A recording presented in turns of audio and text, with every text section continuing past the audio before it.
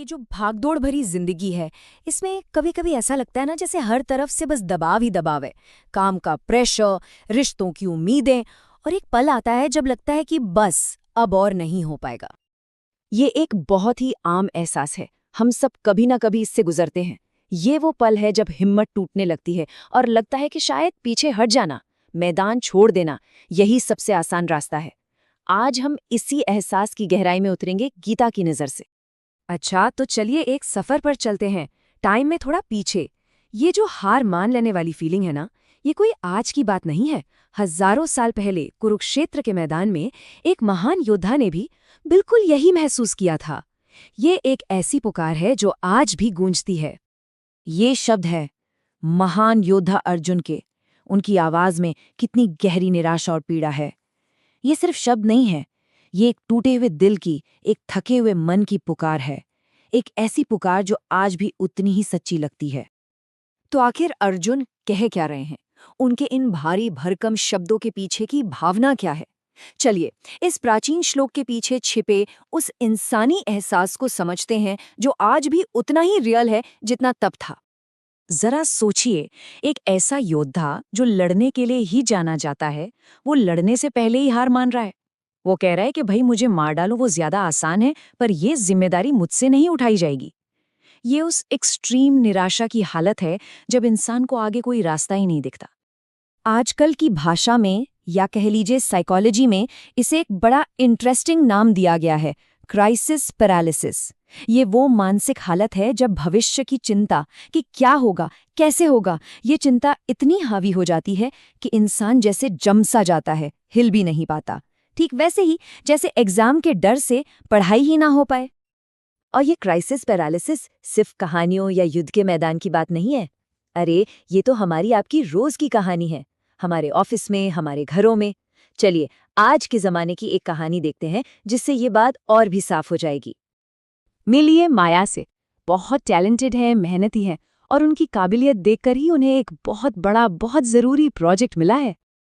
सब कुछ दांव पर लगा है, कंपनी की उम्मीदें, टीम का भविष्य और खुद माया का करियर। और डेडलाइन पास आती जा रही है, प्रेशर बढ़ता जा रहा है। और जैसा कि अक्सर होता है, कुछ भी प्लान के मुताबिक नहीं चल रहा। टीम स्ट्रेस में है और माया को लग रहा है कि फेलियर का सारा बोझ, सारा वजन बस उसी के कंधों पर है। और बस यहीं पर, ठीक अर्जुन की तरह, माया भी उस मोड़ पर आ खड़ी हुई है जहां उसे लगता है कि इस लड़ाई को लड़ने से बेहतर है कि मैदान ही छोड़ दिया जाए। ये जिम्मेदारी का बोझ उसे तोड़ने लगा है। इसी को कहते हैं क्राइसिस पैरालिसिस। तो सवाल ये उठता है कि हजारों साल पहले का एक योद्धा और आज के जमाने की एक कॉर्पोरेट लीडर, इन दोनों की कहानी में क्या एक जैसा है? युद्ध के मैदान से लेकर बोर्डरूम तक ये एक ही मुश्किल अलग अलग शक्ल कैसे ले लेती है? आइए समझते हैं कि कैसे ये दोनों कहानियां एक ही धागे से बंधी हैं। देखिए, दोनों ही मामलों में असली प्रॉब्लम वर्तमान का काम नहीं है, बल्कि भविष्य का नतीजा है। अर्जुन युद्ध के विनाशकारी अंजाम से डर गए थे और माया प्रोजेक्ट के फेल होने के अंजाम से डर रही है। दोनों ने ही होने वाले नतीजे के बोझ तले अपने आज के काम को, अपने कर्तव्य को भुला दिया। और यही वो सबसे बड़ी गलती है जो हम सब करते हैं। हम अक्सर उन चीजों पर अपना सारा ध्यान, सारी एनर्जी लगा देते हैं जो हमारे हाथ में है ही नहीं, यानी कि फेल या रिजल्ट। और जो चीज पूरी तरह हमारे हाथ में है, हमारा कर्म या एक्शन, हम उसे ही भूल जाते हैं। तो फिर इसका हल क्या है? इस क्राइसिस पैरालिसिस के चक्रव्यूह से बाहर कैसे निकलें? अच्छी बात यह है कि गीता हमें सिर्फ प्रॉब्लम नहीं बताती, सॉल्यूशन भी देती है। एक बहुत ही सुंदर और प्रैक्टिकल रास्ता। ये कोई भारी भरकम फिलॉसफी नहीं, बल्कि जिंदगी को हल्का बनाने का एक तरीका है। गीता का पूरा सार इन 3 आसान स्टेप्स में छिपा है। स्टेप 1, फल की चिंता छोड़ दो। मान लो कि नतीजा कई बातों पर निर्भर करता है और वो सब हमारे हाथ में नहीं है। फिर स्टेप 2, सिर्फ अपने काम पर, अपनी भूमिका पर फोकस करो। अगर माया सिर्फ अपनी टीम को लीड करने पर ध्यान देती और अर्जुन सिर्फ अपने धनुष पर। और आखिर में स्टेप 3, जब फल का बोझ उतर जाता है तो काम डर से नहीं, बल्कि खुशी से और अपनी पूरी क्षमता से होता है। और जब हम इस तरह से सोचना और काम करना शुरू करते हैं, तो होता क्या है? कमाल की चीज होती है। डर कम हो जाता है क्योंकि हम नतीजे से बंधे हुए नहीं हैं।